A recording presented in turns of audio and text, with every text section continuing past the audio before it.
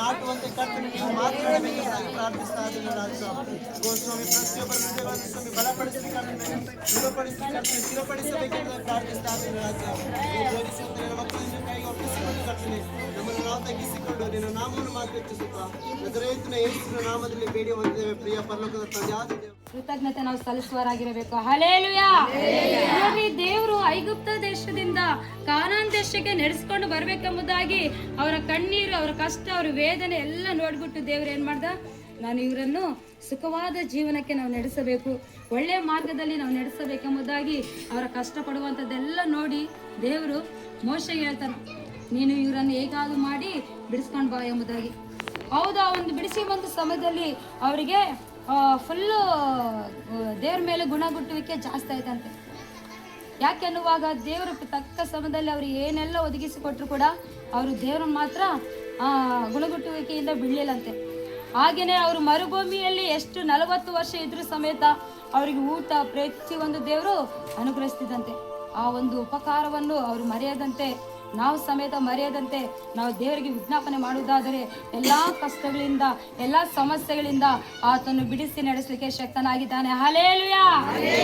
ನೋಡಿ, ನಾವು ಅಂದ್ಕೊಳ್ತೇವೆ ದೇವರು ಕೃತಜ್ಞತೆಯನ್ನು ಸಲ್ಲಿಸ್ತೇವೆ, ಕೆಲವೊಂದನ್ನು ನಾವೇನು ಮಾಡ್ತೇವೆ, ಕೃತಜ್ಞತೆಯನ್ನು ಸಲ್ಲಿಸದೆ ದೇವರಿಗೆ ವಿಧೇಯರಾಗದೆ ನಮಗೆ ಬಂದ ಇಷ್ಟಾದ ಮಾರ್ಗಗಳು ನಮಗೆ ಸಿಗದೇ ಇದ್ದಾಗ ನಾವೇನು ಮಾಡ್ತೇವೆ, ಕುಗ್ಗಿ ಹೋಗ್ತೇವೆ. ಆದರೆ ದೇವರು ತೋರಿಸುವಂಥ ಮಾರ್ಗಗಳು ನಮಗೆ ಇಷ್ಟವಾಗದೇ ಇರುವಾಗ ಕೂಡ ನಾವೇನು ಮಾಡ್ತೇವೆ, ಕುಗ್ಗಿ ಹೋಗ್ತೇವೆ.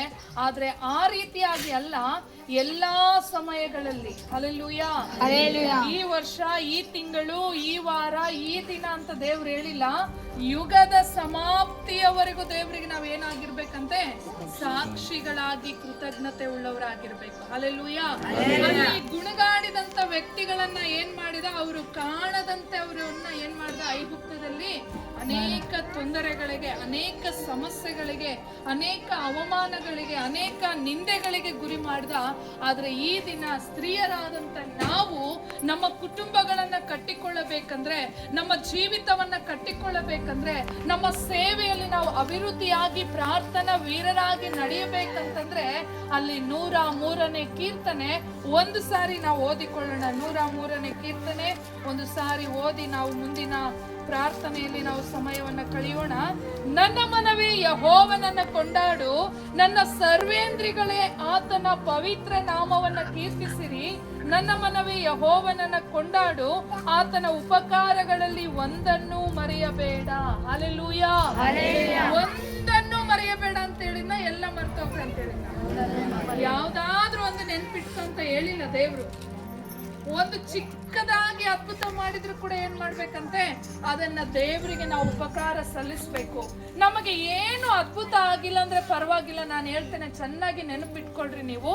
ನಮಗೆ ಯಾವ ಅದ್ಭುತ ನಡೆದಿಲ್ಲ, ಯಾವ ಬಿಡುಗಡೆ ಸಿಕ್ಕಿಲ್ಲ, ಯಾವ ಆಲೋಚನೆಯಲ್ಲಿ ನಮಗೆ ಜಯ ಸಿಕ್ಕಿಲ್ಲ ಅಂದ್ರೂ ಕೂಡ ನಿನಗೆ ಜೀವ ಉಸಿರು ಆಡ್ತಾ ಇದೆ ಅಂದ್ರೆ ಅದೇ ನನಗೆ ಸಾಕಂತ ನೀವು ಎಷ್ಟು ಜನ ಪ್ರಾರ್ಥನೆ ಮಾಡ್ತೀರೋ ಅವ್ರ ಜೀವಿತದಲ್ಲಿ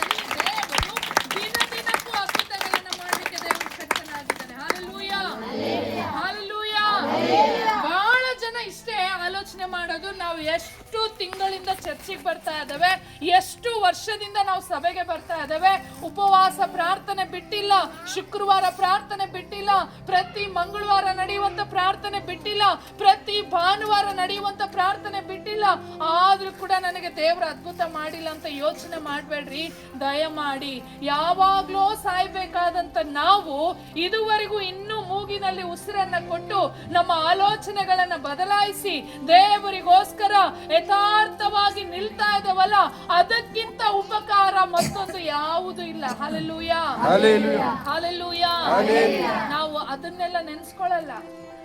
ನನಗೆ ಯಾಕೆ ಹಿಂಗಾಗಿತ್ತು, ಇದಾಗ್ಬೇಕಾಗಿತ್ತಲ್ಲ, ಯಾಕಾಗಿಲ್ಲ, ಇಂಥ ಪ್ರಶ್ನೆ ಮಾಡಿ ಮಾಡಿ ಮಾಡಿ ನಾವೇನ್ ಮಾಡ್ತೇವೆ, ಉತ್ತರ ಸಿಗದೆ ನಾವು ನಿರಾಶ್ರಿತರಾಗಿ, ನಾವೆಲ್ಲ ತಿನ್ಲಿಕ್ಕಿದೆ, ಉಟ್ಕೊಳಕ್ಕೆ ಬಟ್ಟೆ ಇದಾವೆ, ಮಾಡ್ಲಿಕ್ಕೆ ಕೆಲಸ ಇದೆ, ನೋಡ್ಲಿಕ್ಕೆ ಕಣ್ಣಿದಾವೆ, ಏನೆಲ್ಲ ಮಾಡ್ಲಿಕ್ಕೆ ಎಲ್ಲ ಇದ್ರೂ ಕೂಡ ಏನ್ ಮಾಡ್ತೇವೆ, ಯಾವುದಾಗಿಲ್ಲವೋ ಅದನ್ನೇ ನಾವು ಗಟ್ಟಿಯಾಗಿ ಹಿಡ್ಕೊಂಡು ಏನ್ ಮಾಡ್ತೇವೆ, ನನಗೇನು ಉಪಕಾರ ಆಗಿಲ್ಲ, ನನಗೇನು ದೇವ್ರ ಅದ್ಭುತ ಮಾಡಿಲ್ಲ, ನನಗೆ ಯಾಕೆ ಇನ್ನು ದೇವ್ರು ಯಾವಾಗ ಆ ದಿನ ಅಂತ ನನಗೆ ಹೇಳಿಲ್ಲ, ಯಾವಾಗ ಡೇಟ್ ಆ ಡೇಟ್ ನನಗೆ ಬರುತ್ತಂತ ನನಗೆ ಗೊತ್ತಿಲ್ಲ ಅಂತೇಳಿ ನಾವೇನ್ ಮಾಡ್ತೇವೆ, ತುಂಬಾ ಚಿಂತಾಗ್ರಸ್ತರಾಗಿ ನಮ್ಮನ್ನ ನಾವು ಮರೆತು, ನಮ್ಮ ಕೆಲಸಗಳನ್ನ ಮರೆತು, ನಮ್ಮ ಆಲೋಚನೆಗಳನ್ನ ಮರೆತು, ನಮ್ಮನ್ನ ದೇವರು ಯಾಕೆ ಈ ಭೂಮಿ ಮೇಲೆ ಕರೆತಂದಿದ್ದಾನೆ ಅನ್ನುವಂಥದ್ದನ್ನ ಮರೆತು ನಮ್ಮದೇ ಆದಂತ ಆಲೋಚನೆಗಳಿಗೆ ಹೋಗಿ ಈ ಲೋಕದ ಯಾತ್ರೆಯನ್ನ ನಾವು ಮುಗಿಸ್ತೇವೆ. ಆದ್ರೆ ಈ ಲೋಕದ ಯಾತ್ರೆ ಮುಗಿಸುವುದರೊಳಗಾಗಿ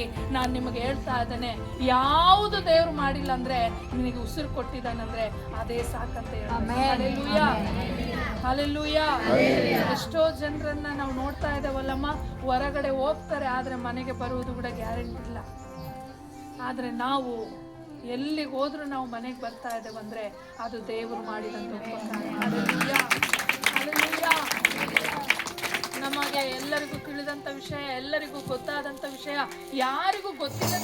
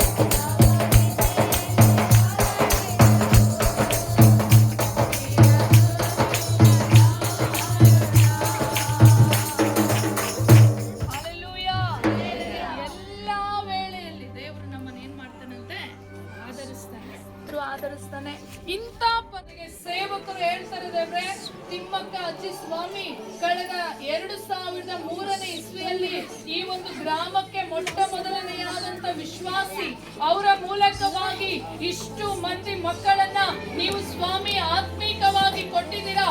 ಅವರ ಪ್ರಾರ್ಥನೆ, ಅವರ ನಂಬಿಕೆ, ಅವರ ಎಲ್ಲಾ ವಿಷಯಗಳಲ್ಲಿ ನೀವು ನೋಡಿ ಸಹಾಯ ಮಾಡಿ ಈ ದಿನ ಇಷ್ಟು ಜನ ಸೇರ್ಲಿಕ್ಕೆ ಸಾಧ್ಯವಾಯಿತು. ಅವರ ಮೂಲಕವಾಗಿ, ಇವರ ಮೂಲಕವಾಗಿ ಇನ್ನೂ ಹೊಸ ಜನಾಂಗವನ್ನ ಈ ವರ್ಷ